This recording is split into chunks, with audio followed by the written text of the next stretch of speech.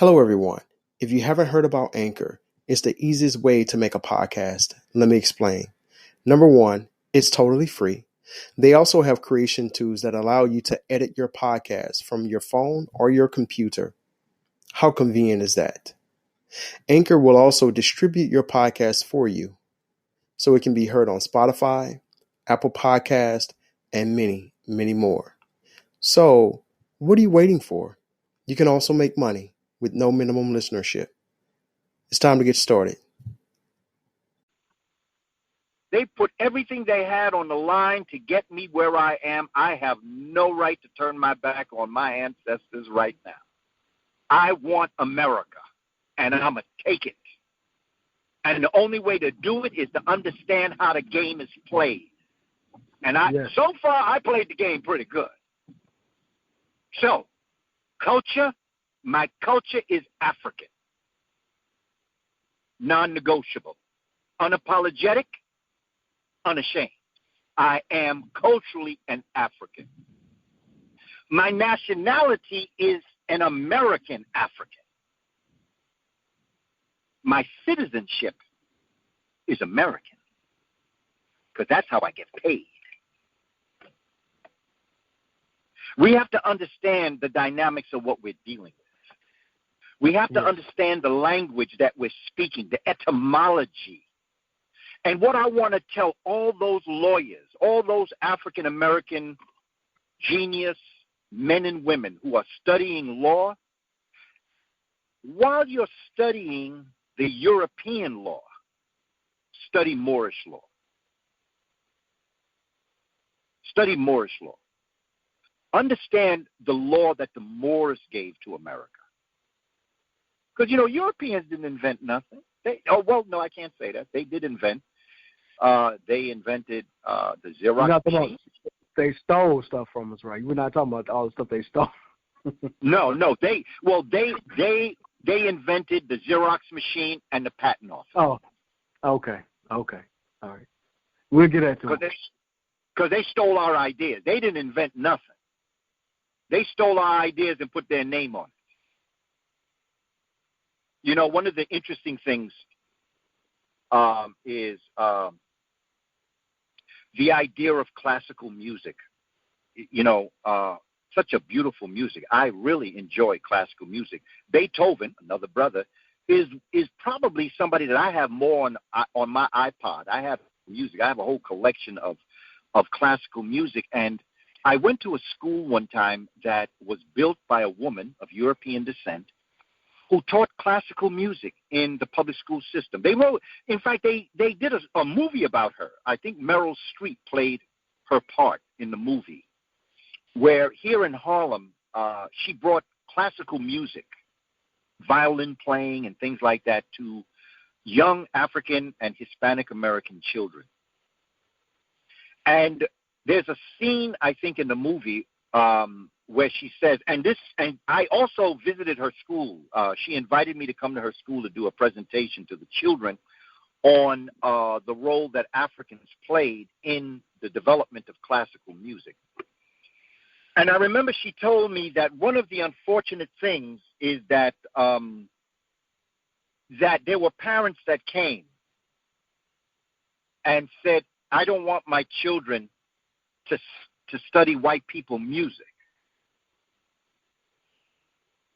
Because in their minds, they see classical music as white people music.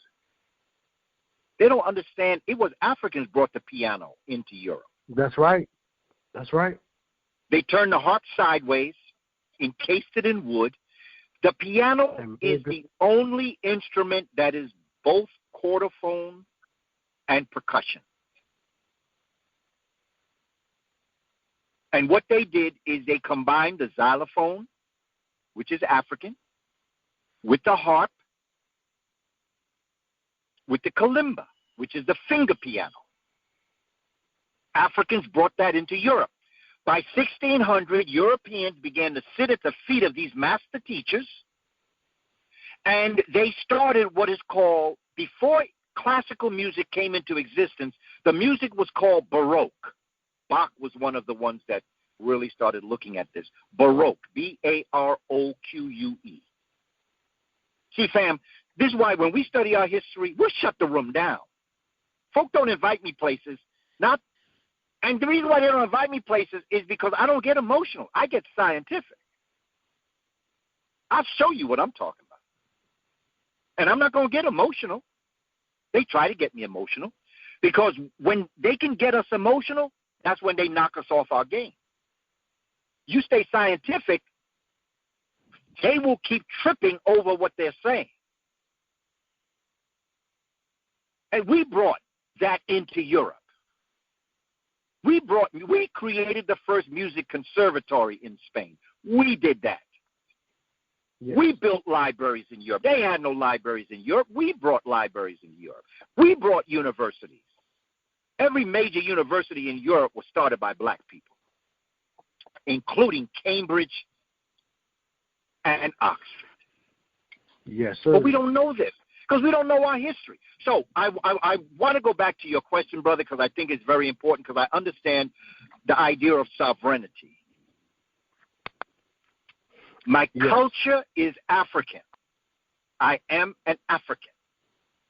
My nationality is American African, just like a brother or sister from Puerto Rico would be a Puerto Rican African, a Jamaican African. African is our last name that joins us all together, but the first name is the geographic location where we come from. I use the term American African.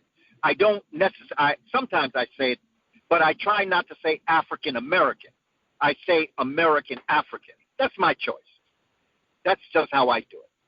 But my citizenship, if I'm going to claim America, your citizenship as the etymological word must be American. Because that's how this system works. I understand how we feel. I understand all the things we try to do, my brother Kenya. I understand that, really.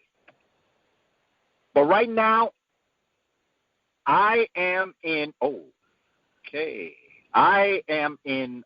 creator mode right now. I am in a mode right now where I see the urgency of the moment. And the urgency of the moment says, as we were on the plantation, our ancestors did things and said things on the plantation.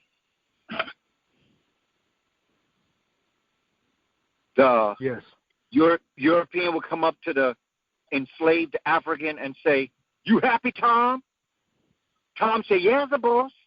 I's as happy can be. I's a happy Negro, massa."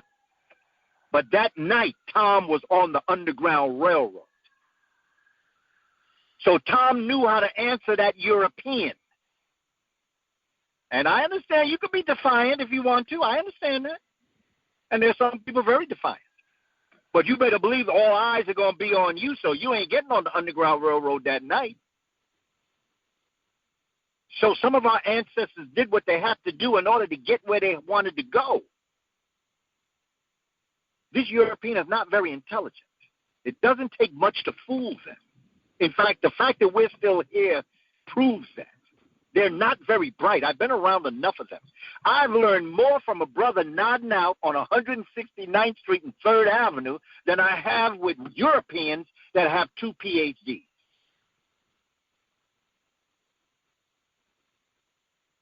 So once again, I'm going to answer your question, and I'm going to put it in this sense. My culture is African. My culture is African. My nationality is American African. My citizenship is American because I'm taking America and everything that America has. Because remember, the first people here were Africans. And for thousands of years, only Africans lived in America. And then came 4 other migrations, some African and some Asian, that we now look at indigenous people. You know, I have family Choctaw also from Alabama. I have family that's Cherokee. And by the way, I don't like how they're acting. So until they get right with the Great Spirit, Don't tell me that the president of the Cherokee Nation is a white man. I don't want to hear that, okay? I don't want to hear that somewhere else. You can take that somewhere else. And the way in which some indigenous people have been treating black folk, I don't care for you too much. And you're as bad as the white man as far as I'm concerned. That's right. So please don't play with me like that, because don't think because you Native American that I automatically will embrace you, because I look for people's spirit. I don't care about what you are. I care about what you be. Yes.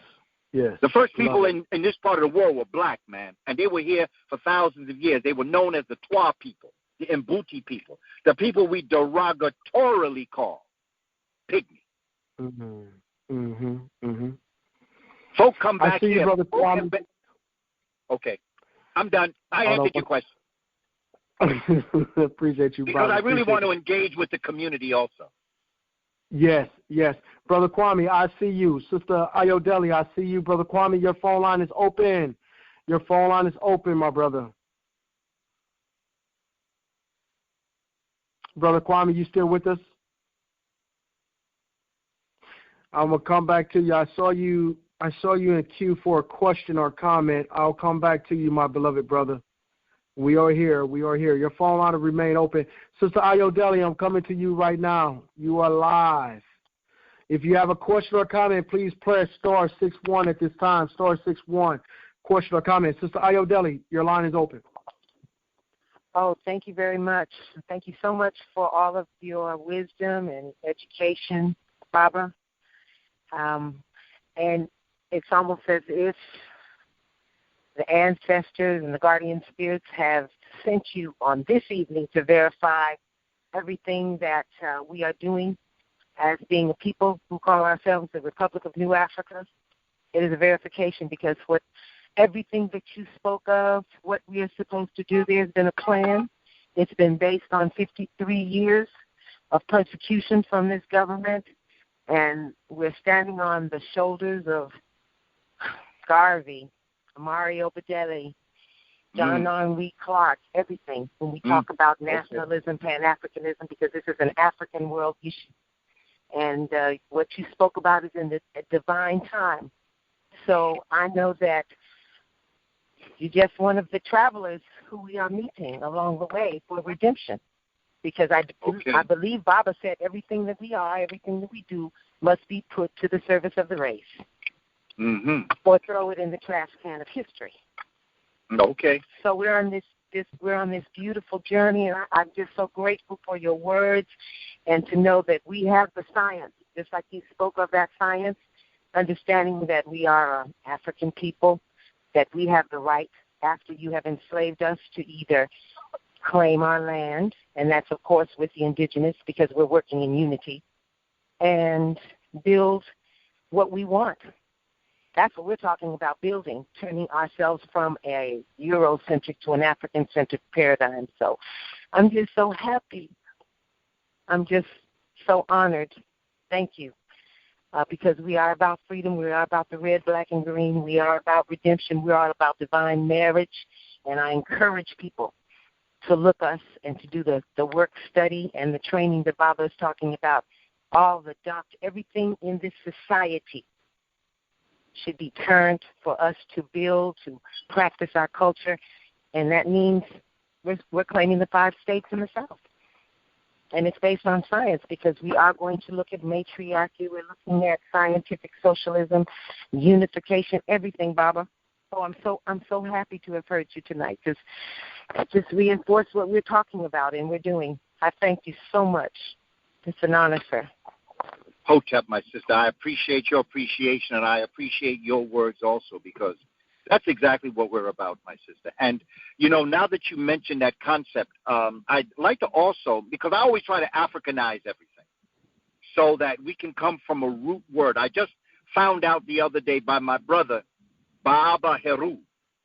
He's a master jeweler and scholar. And he was speaking about the word Pan-African, which I've used. In fact, up until a couple of days ago, that's the word I always use. But when I heard the brother break down this word, and then yesterday I had a chance to visit his studio, the studio of Patah. And he was breaking down the word that he said we should use instead of Pan-African.